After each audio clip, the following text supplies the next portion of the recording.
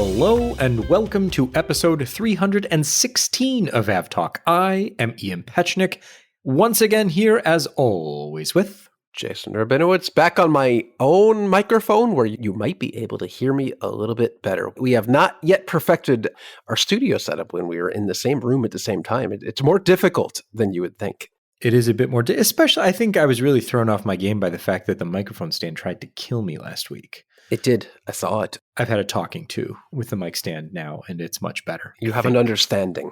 We've reached an understanding, yes. And I'm starting to look less swollen and bloody, which is always a good thing to aim for. That's good. I'm proud of you.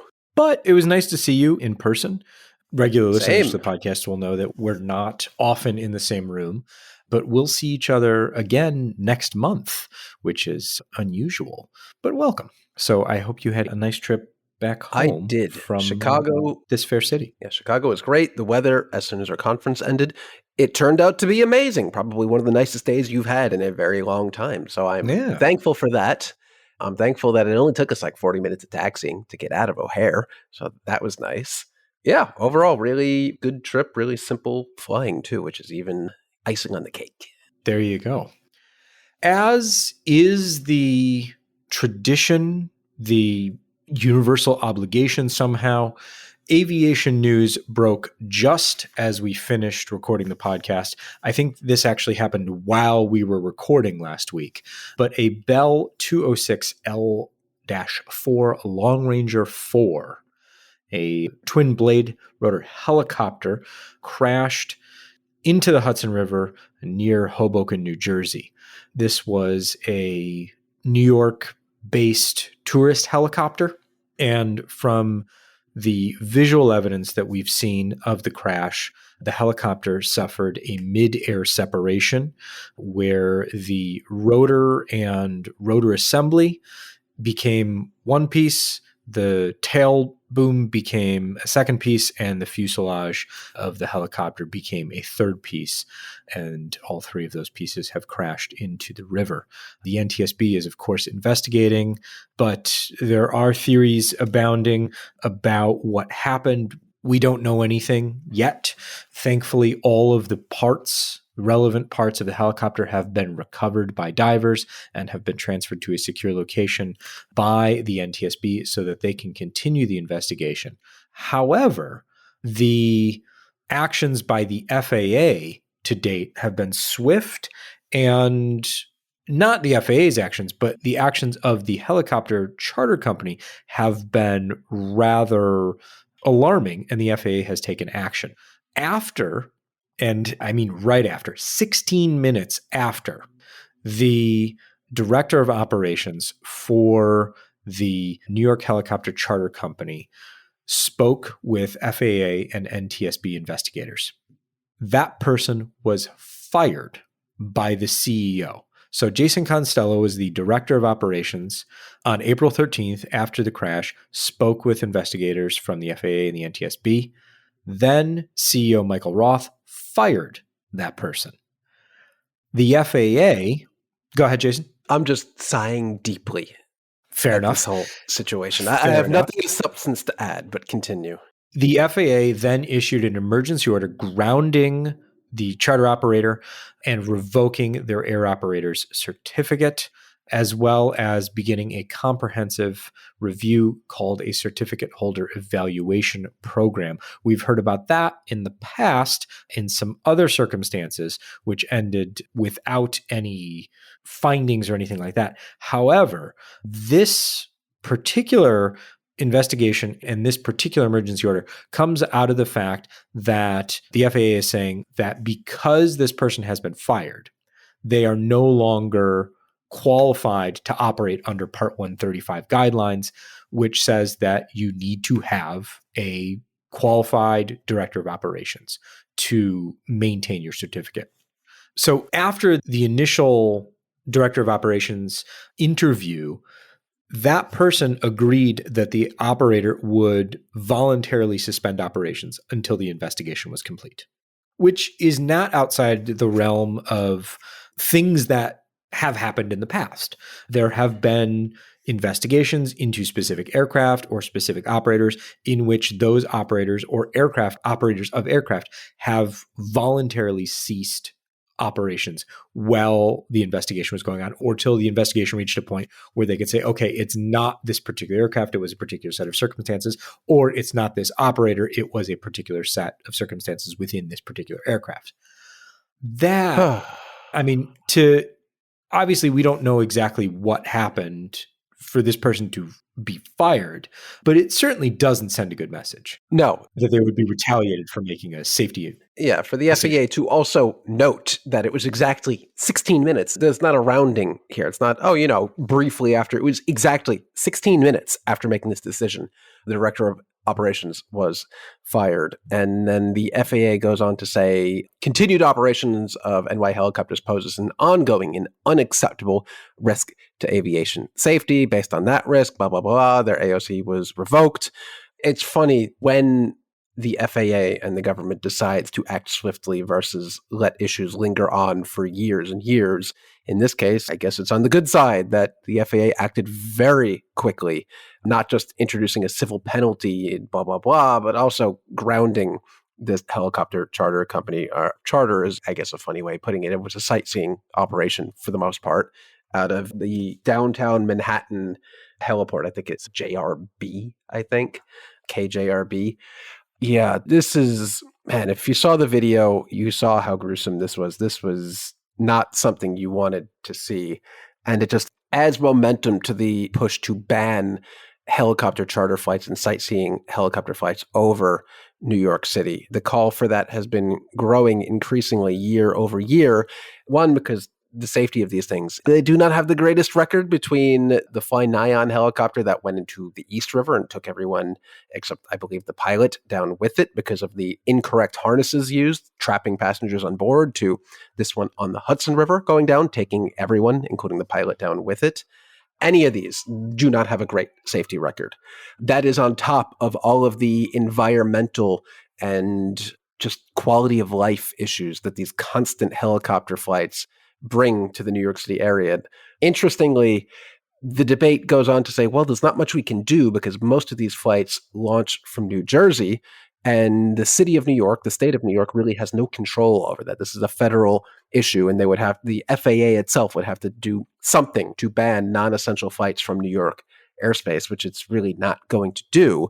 But in this case, this is one of the operations that actually did launch out of New York, out of Lower Manhattan, which is a heliport controlled by the city of New York. They can very easily snap their fingers and cancel that contract and make this problem go away partially, at least, but they haven't to this point.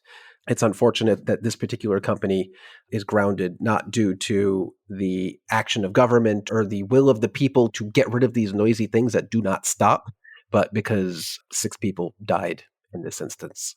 And hopefully this can bring back to the forefront the debate over, do we need these things? Should there be sightseeing flights in such dense, conflicting airspace? And if it exists, should we not get rid of the part of it that we can control here in New York that isn't intrastate travel, but the city of New York actually letting these companies operate?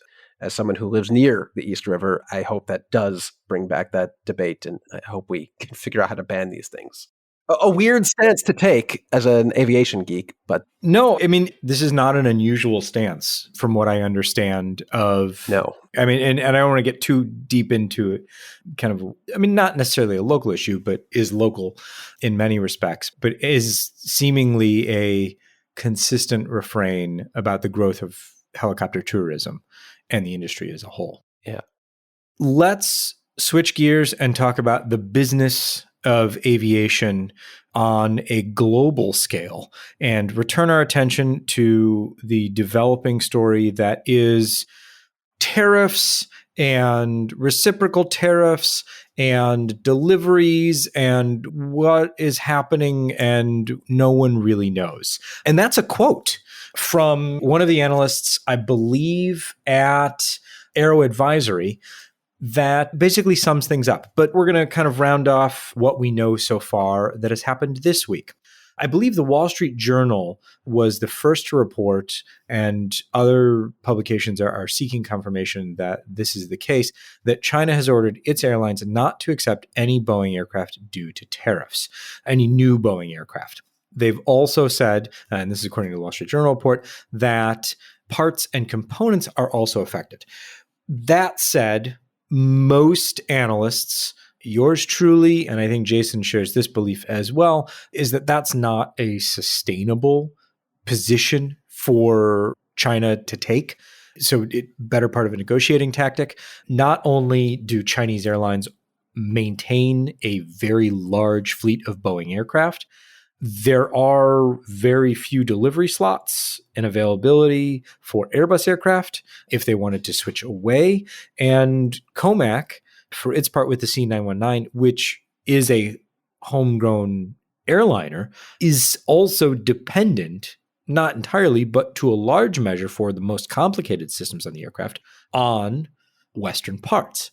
So that gets really complicated, doesn't it? It gets very complicated very quickly. Yeah. It'll be interesting to see how this plays out and what kind of carve-outs and restrictions and all sorts of things, what types of negotiations take place to where this isn't a total freeze on delivery. It's a great bargaining chip by China here. It's unfortunate that they have to play this particular chip in the world's dumbest game of chicken and something that should not be happening, but blocking your airline. So this wouldn't apply to I believe, to the privately owned airlines in China, but the state-owned airlines. So Air China, China Southern, and China Eastern, any one of their subsidiaries as well, which are numerous. So, but I guess Hainan does Hainan even take aircraft anymore? I don't know.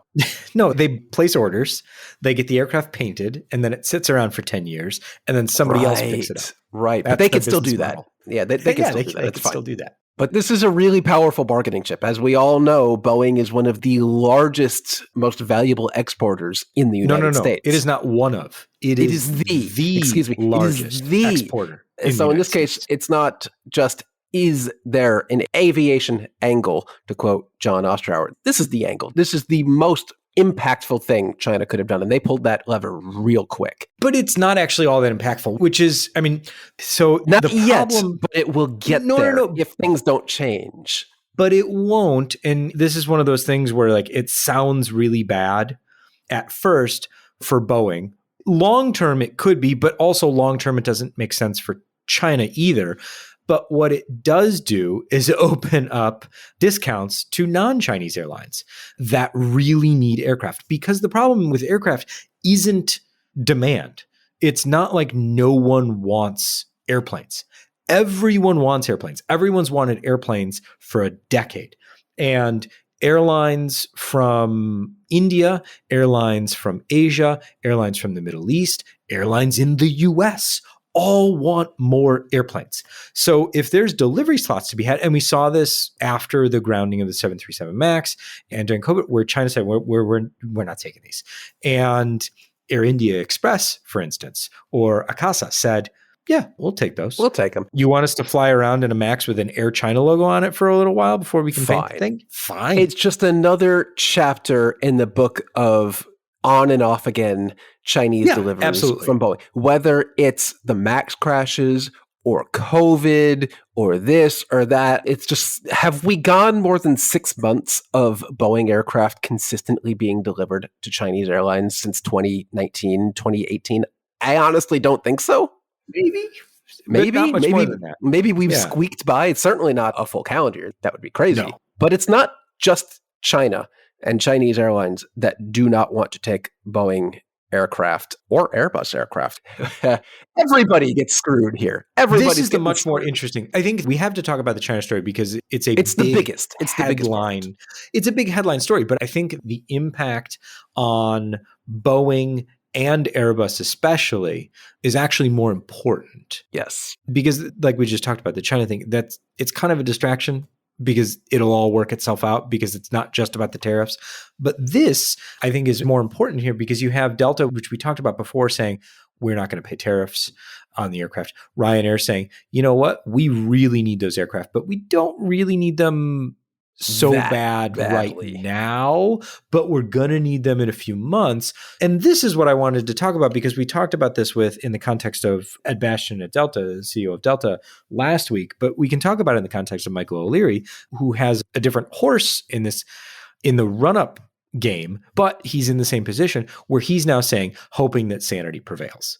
And that all of this, I mean, it seems to me that market reaction is starting to price this in, but CEO commentary is not quite there yet. And we'll talk about that a little bit more when we talk about United Airlines reporting its earnings this week as well. But airlines are taking this seriously. Jason, you flagged this one, where airlines are basically forming working groups, figuring out how they can manage deliveries to either pay the smallest or no tariffs. And I think Lufthansa's is my favorite so far. Yeah, we've seen in the past, the last time we went through this stupid exercise, 2016 to 2020, where Delta had an interesting idea, taking Airbus aircraft. What if we just never operate them on a domestic US flight? Then we don't have to pay tariffs. So they did that with a bunch of A350s and just, I guess, never paid tariffs on them until, I guess, there was a regime change in 2020 and suddenly tariffs didn't matter. So they took them all on board. But Lufthansa, now it's Europe's time to do that. And Lufthansa, according to Aviation Week, is looking at registering its new but yet to be delivered 787s in Switzerland to avoid paying a potential European Union tariffs on Boeing aircraft. Because remember, we did something stupid imposing a 10% tariff on EU goods. So the EU said, we're going to do that to you too. So anyone buying anything from the US, you got to pay 10%. But Switzerland's not in the EU. And Lufthansa has subsidiaries in Switzerland. So, hey, just deliver all those new 787s from Boeing to Switzerland, slap a Swiss registration on them, and operate them wherever you need to in the network. Problem solved forever. I mean, this is not, we're talking about it in the context of tariffs, but airlines have been doing this for a variety of reasons. Yes, this is not years and years and years and years. But I guess this particular approach of Europe having to do it rather than the US airlines having to do it, now that's an interesting twist. There you go. So, Jason, let's continue. I know we had something else on the docket before this, but let's put it down. Let's go to United so that we can keep going with this. Continuity, we value a lot here. We'll keep going. So United reported its first quarter earnings this week. It had the best Q1 in 5 years. So since COVID, this is the best first quarter result that United has posted, a profit of $387 million on $13.2 billion in operating revenue. Fleet changes are coming fast and furious to this airline, and all the aircraft that you love to hate are going away. We've got 7 new 787s coming in this year, which is 1 fewer than originally expected. 27 new 737 MAX will join the fleet, and that's 1 more than they initially expected. 22 A321 Neo aircraft will join the fleet this year, but 20 A319 and A320 aircraft will leave. This is in line with what we had talked about at the end of last year, basically in the full year guidance. So nothing hugely surprising, but kind of like for like growth there. In discussing forward-looking guidance, roughly the same as Delta, because as Jason mentioned, I think somewhere on social media, I don't know if it was in the podcast last week, but United and Delta are basically becoming the same airlines as far as their operational model. That's my talking point. The customer that they're chasing. Yes, United is trying to become the new Delta. So they're saying, hey, the people who sit in the front of the plane, they are still giving us a lot of money. They're still making a lot of bookings, and we're not really worried about that. People that sit in the back, not so much anymore. So what they're going to do is they're going to cut 4% of their scheduled domestic capacity beginning in the third quarter. That is, quote, due to uncertain macroeconomic environment. The guidance that United is offering sees a $4.50 earning per share hit in the event of a recession, which is part of their 2 scenarios. So they are offering financial guidance based on a everything's fine scenario and based on a recessionary environment scenario, which I thought was very interesting. That is interesting. And I'm sorry to I'm sorry to the people at United who had to basically double their work, saying, can you not just do one set of guidance, but do a whole other one where it shows that the economy's on fire? Oh, Okay. Okay, yeah, we'll Sure. do that. Comments from United regarding tariffs, and then an interesting comment that we'll get to in a moment that's US based, but still very silly.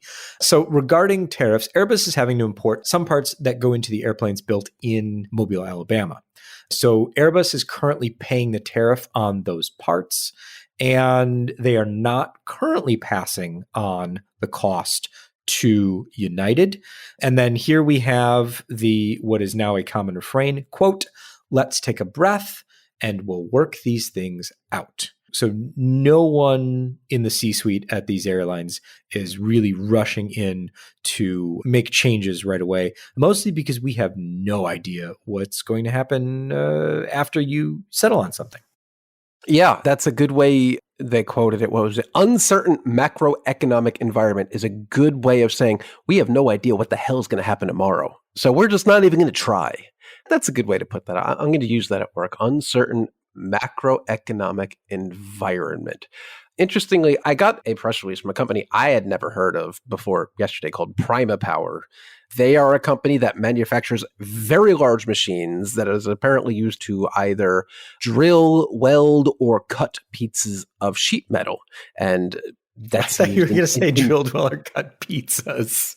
Pizzas? I mean, Chicago pizzas are pretty big, but you don't need laser welders to cut. Well, maybe Chicago deep dish. Those are pretty thick. But anyway, it's a company that makes very large machines that are used in all sorts of components to build aircraft components. And they just said, you know what? Effective today, prices are going up 10% on literally everything spare parts. So this is so far reaching that if the spare parts you need for the machine that is used to weld pieces of sheet metal that goes in the pieces of components that themselves are now going up 10 to 145% if you're getting it from China, prices are about to go up, and not everyone's going to be able to absorb those costs unless their name is Airbus, I guess. For now, yeah. For now. That can't last forever. All right, let's do one last bit on United. And Jason, you saw this. I chuckled. This is just the thing that I think this might be the first time. You know what? I'm going to do a Control F and search for Real ID. And it is, in fact, the first time in the history of this podcast we are talking about Real ID because it's been a hypothetical, non-real thing that gets delayed consistently for over a decade now. This was actually something that I think was mandated in the wake of 9/11. And some of you who are listening to this podcast probably were not alive in 2001. And now you're probably a business professional with a family. So it's been a long time coming. But Andrew Nacella at United was quoted in the earnings call saying, I quote, "I kind of hope that date gets extended once again. And I'll hope the same thing when it happens again. But we're working through this with the government, and I think we'll have more to say on it. But hopefully everybody's prepared. ... That was a quote given to us by Seth Miller from PaxX.Aero because I did not have a chance to listen to it. But we're perilously close to the Real ID deadline. I think it's less than a month at this point. So we're May 7th, I think. It's May 7th. So we're only a couple weeks away. So it feels more real this time. And if you are flying on May 7th, I feel bad for you. I'm sorry. In the US, because the airports are probably going to be a nightmare. I shouldn't say this too loudly, but if you're listening to this podcast, I trust you. If you're flying Delta, United, or Alaska, sign up for touchless pre-check because it's like pre-check for pre-check. You get your own little line, you go straight to the front, and you'll avoid all the chaos of people trying to actually show their ID that isn't accepted anymore. But it seems like United has some information that maybe right down to the wire, this will be delayed again. And it's just fun to see that even United is like, yeah, we hope this gets delayed after the day it's delayed again. Yeah. Speaking of things that have gone on and on and on and on, when you sit in an aircraft seat, brand new aircraft, there's squishy yet firm, nice padding. We've all sat in seats that aren't that. But those seats are usually taken out of service and replaced. However, because the aerospace supply chain is so messed up, this isn't just recent stuff. This is going back years and years and years. At least, even beginning slightly pre-COVID with seats and things like that. COVID just made it worse, and it's never gotten better. So now Collins Aerospace and an organization whose name I need to refine. Additive Manufacturing Specialist Materialize. There it is. Mm-hmm. They are both developing separately. They are developing ways to refresh those seats so that they can be put back into service rather than having to go with a wholesale changeover, because it's so difficult to get material and parts and get everything together. This is something that I ordinarily would have talked about last week if I went to Aircraft Interior Expo in Hamburg, but now I have to rely on a wonderful Aviation Week article that sums it up. So Collins Aerospace is calling this Modify and Elevate. What a nice tagline for a thing. Basically, all right, we'll take it. Yeah, like you said, Ian, but this predates COVID, but aircraft they're having their lives extended because you just can't get delivery of new aircraft as reliably as you want. And the seats on board, well, they're falling apart. If you've flown a 25-year-old American A320, you know exactly what we're talking about. But Collins Aerospace is working on ways to upgrade their Pinnacle seats in interesting ways that reuse different levels of the seat. So you can do the lighter touch, which reuses 75% of the seat, or you can go higher end and reuse 80 to 90% of the original seat, or I guess that would be lower end. You're using more of the original seat, 80 to 90%, but refreshing things like the seat covers, the cushions, the structure, the finishes, end caps, and things on the seat to make it look new without actually doing it. Because not only is it a problem of getting new aircraft, but also just getting seats. It's wildly expensive to put new seats on an airplane. But hey, if you could put some new coverings over it and slap a USB port on or put a tablet holder and make it look new, people may be none the wiser. There you go. Really smart. And hey, I'm all for recycling. If it works, then why not? American Airlines is joining the growing collection of major airlines that is offering free Wi-Fi, though this will be free, and I'm using free in quotation marks because you'll still have to sign up for their frequent flyer program. Yeah, but they're all doing that. So better late than never. American had to be dragged into this kicking and screaming.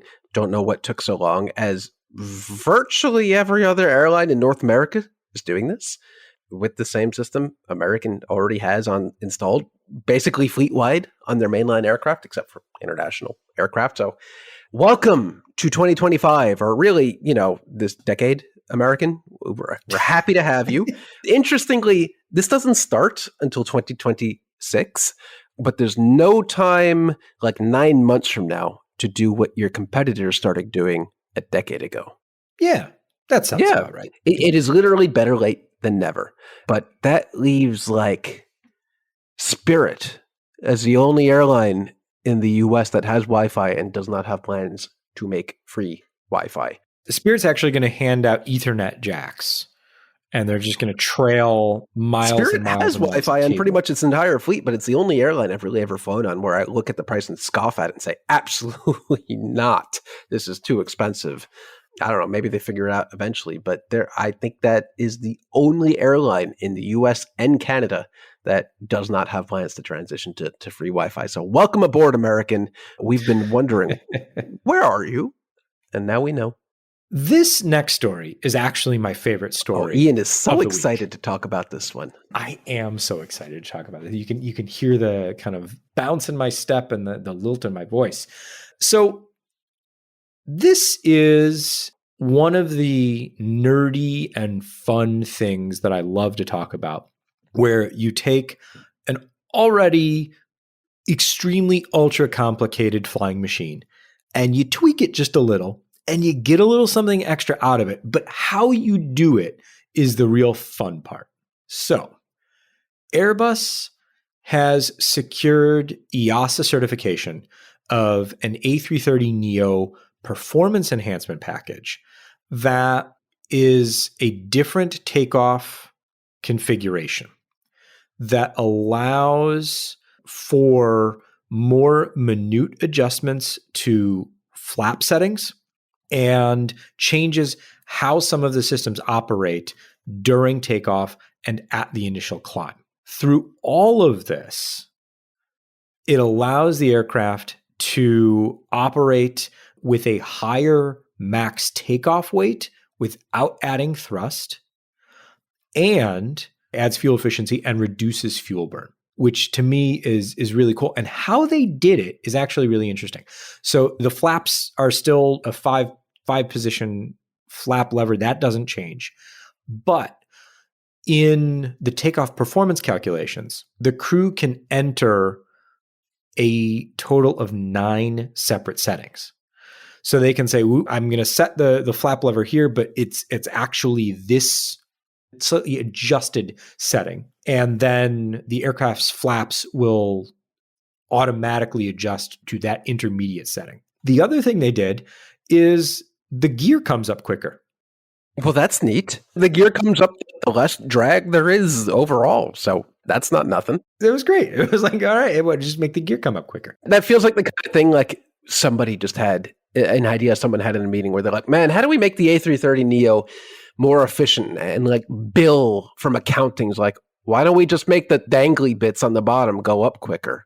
And they're like, yeah, let's do that. That sounds good. So this has all been done in concert with Condor, and they will take the first aircraft that has this improvement added. And then from then on, it's just going to be the line fit A330 900. So it'll be an interesting thing to see, like operationally, I guess, we're not going to know for a while, but it'll be interesting to see if we can get some data on that and like how did that affect fuel burn over the long haul. So I want to see if we can get our hands on some of that. Yeah, it's pretty cool because there aren't a ton of flap settings. I think there's 1, 2, 3, like 5 flap settings on the A330 Neo, and this brings it up to 9. So you basically get a half setting. Yeah, so in the MCD, you be like, I want flaps 5.425795. And, the computer just knows, and it'll do it. Like, we don't actually know where the incremental settings are, but it's really cool that the computer will be able to dial in an exact flap setting between the flap settings that the pilots can set. That's cool. I like that. Yeah, I think it'll be fun. They're designated. It'll be fun. Yeah. So the pilots will just be on board like, look at our flaps. They're in this weirdo setting that we don't have an indent for. That's fun. 1B, 2B, 2C, and 3B are the new flap settings.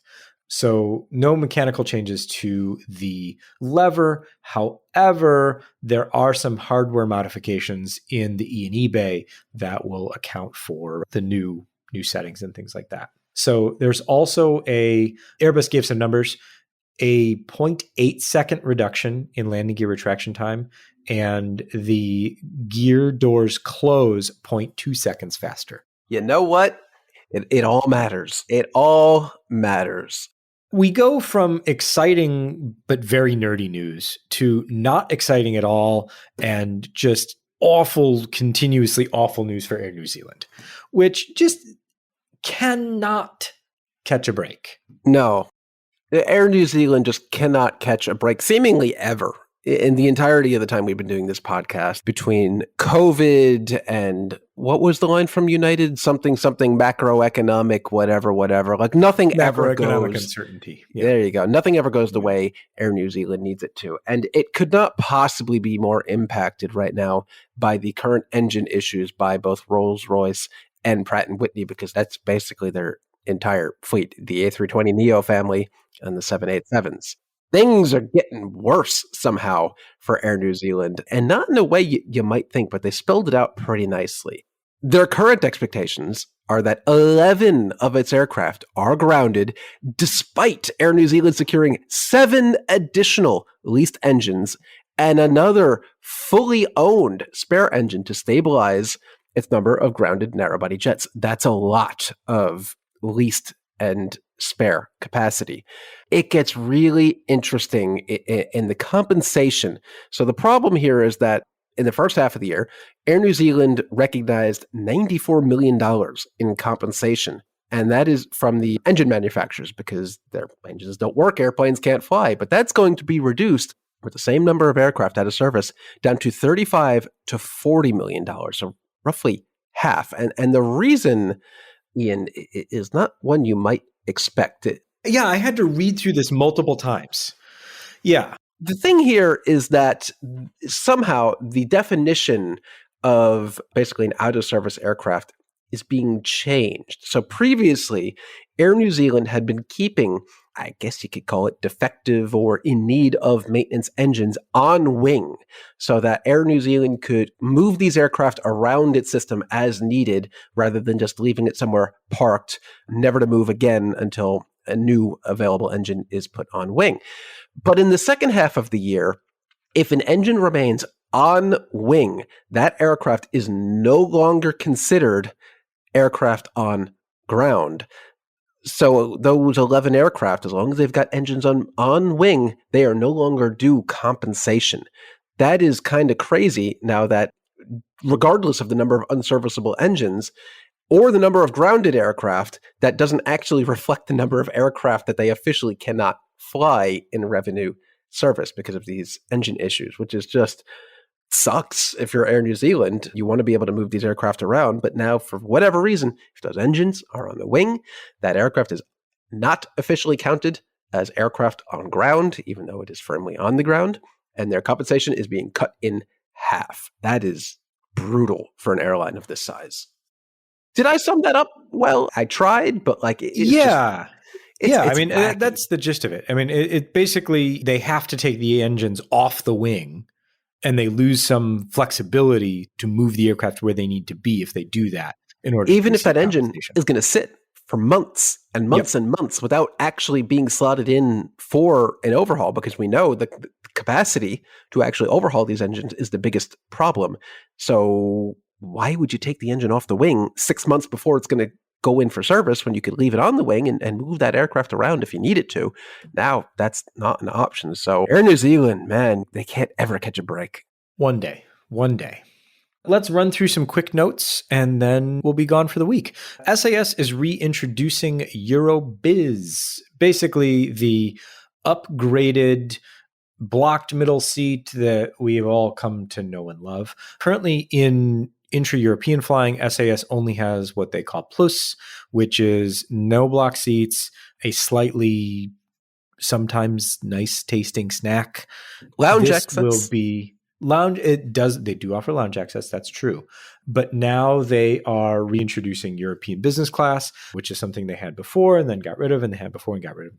This is I've got to reset my timer for does SAS offer intra-European business class again? I can't reset it until October 1st when the changes kick in. But yeah, this is not the first time this has happened with SAS, and I can't imagine it's the last. This is all part of SAS's reintroduction of European business class to offer a premium experience of a, quote, top European airline. We'll see what we can see when October 1st rolls around. The Russian government has extended its new wet leasing rules, which, remember, if you listen to the podcast for more than 6 weeks, I think, not long ago, Russia began legalizing wet leasing. So borrowing aircraft from another airline or bringing an aircraft from another airline to operate for you. They're now extending those rules to cover international flights as well, giving their airlines further flexibility in the face of not being able to get aircraft or maintain aircraft. I still can't believe that wasn't a thing in Russia, because the entire European aviation airline system would collapse without wet leasing aircraft for international flights. There wouldn't be airlines at this point. Yeah. Welcome to the club, Russia. Yeah. Former Lufthansa and Malaysia Airlines A380s, 3 of them are going to be parted out for spares to maintain current fleets. We're losing to the chopping block MSN 61, 66, and 84. This adds to the small but growing number of A380s that are meeting a demise in order to serve parts to the existing fleet. And finally, we close the show by opening up Wabbit season. A United Airlines 737 departing Denver for Edmonton earlier this week ingested a rabbit during its takeoff roll and had to return to Denver, shutting down engine number 2, which did not like rabbit and failed. But the aircraft circled for a bit and then landed safely once again in Denver. All's well that ends well for everyone except the rabbit. Well, I hope they had a hunting permit. Duck season. I don't know how many of our listeners get that. On that note, we're done for the week. We're done for the week. This has been episode 316 of AvTalk. I am Ian Petchnick here, as always, with Jason Rabinowitz. Thanks for listening.